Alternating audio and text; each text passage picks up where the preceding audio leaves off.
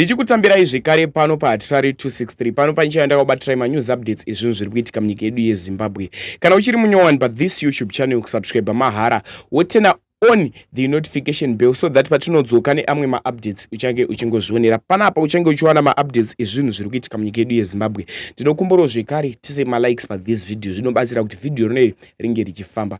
Sekuziva kwamunozviita vadikani maupdates epanapa tinoita takamabatanidza tinoitira kuti muwane nyaya dzakati wandei pasame video. Kuya kwatinoya nawo takamabatanidza zvinobatsira kuti iwewe ubatsirikane panyaya dzemaupdates. Saka usazokate usati wapedza kuona this video.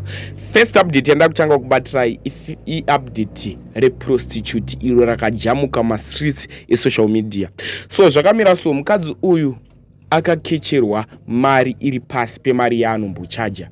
Zvisinei audzwa nzi ndichakupa mari iyi haana kutobva aipiwa mari iya yandobudirawo zviri kuita haana kubva aipiwa. Akazobuda masisi social media achitaura zvaaitaura kuti inini basa iriri ndinotoendesa vana kuboarding school nebasa iriri but mumwe munhu anoenda tumabhondi twake achida kundiprova wrong ini ndichiendesa vana kubasa nemari inobva ikoko.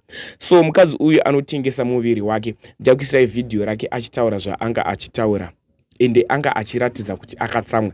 Asi inini muonero wandinozviita mujaya uyu akakecha mukadzi uyu ane lucky nekuti vanhu avava havakusiye. Musi unoenda akabva kuposta video rekumbare futi reumwe futi akatadza kupiwa $5. After atadza kupiwa $5 akabva abata coffin. Video rakariposta panapa pa this YouTube channel akatsotswa bva abata coffin. Akabva abata coffin zvikanzi coffin iri rinoigirwa chitunha ndocoffin rakabata zvikanzi zvichaenderana nemari iyoyo. So zvanda kuita munguva inoida kusiya muchiona video iro rinobva ndadzoka ndichitsudzura imwe nyaya. Ndatione video. Nani nyenge wa 15 bond indo nyenge wa $2 yes at 40 bond iya kutanzi 15 ngata ndiye kunoka emahure echisadza ini ndende sawana wangu azidza bond nechire ndinaona pia azidza bond ndonyenge wa mari yoyi hayi ndasimambo enda ida lakrekivo sini ndikadzokera kwa sini rake vashandisari seko kakaputsa ngadzokera ndenda nawo mona achimurega adima zaida mari yokuda anotengesa foni chimurega atengesa foni sisa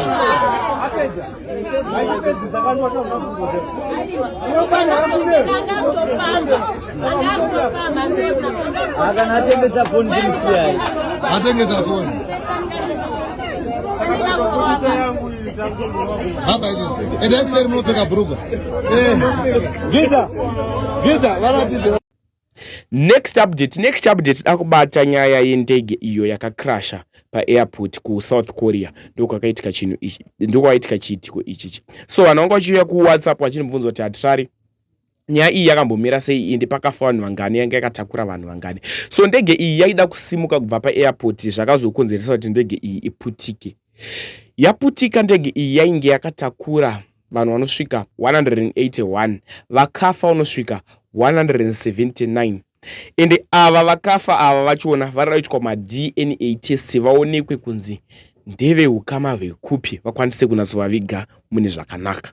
Chiwo rest in peace kune vakafa ngavazoriri murugare. Vanhu vazhinji vakutaura masisi social media vachiti ndege dzachiona dzakutyisa kukwira ende zvinhu zviri kuitika izvezvi zvinhu zvinotyisa zvinokatyamadza. Ndo zvakaitika kuSouth Korea kune vanga vasati vanzwa chiitiko ichi ndokwakaputika ndege. Next update akubata nyaya yeNyati family. So pane video iri kutendera masisi social media reNyati family apo mai Nyati pavanga vakuda kubviswa dress after muchato wakuda kunopera zvekuma 4 PM ndo pakaitika chiitiko ichi.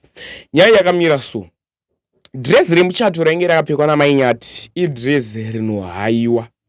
So dress riya kana usina mari yekuritenga noti madress aya anodhura unokwanisa kunohaya. Vanhu vanga kuti masisi social media aiwa yanga iri content yaicreatwa. No, muchato wakatoitwa. Tingoti congratulations kuna amai Nyati naivo vanyati vacho. Zvinhu zvinofadza zvinovingwa nevaroi chete. So dress riya raida kubviswa mai Nyati nekuti nguva dzavanga vakatenderana nekambani iyoyo dzanga dzakwana dzekuti dress ridzokere. Asi inini ndinoblema nyakuda kubvisa mai Nyati dress nekuti dress raida kubviswa peji reinyati family riri live ende vanhu vachiona. Takatarisa live yenge yajoinwa vanhu vanosvika kuma 30,000 akabva aenda pamberi pekamera achiti dhirezi rakudiwa nguva yenyu yakwana. Vanhu vari kuti akasvoresa muchato wevanhu ndiwo vanhu vane godo, ndo mutoro wekuita vamwe vanhu. Tinokumbura zvanofuka kucomment section aungokusiya muchiona ka clip video kachiona mwana ndo vari kuzoti manyati vakabviswa dress. Aiwa dress harina kuzonatsobviswa zvaro. Ndatone video. Hey guys, nini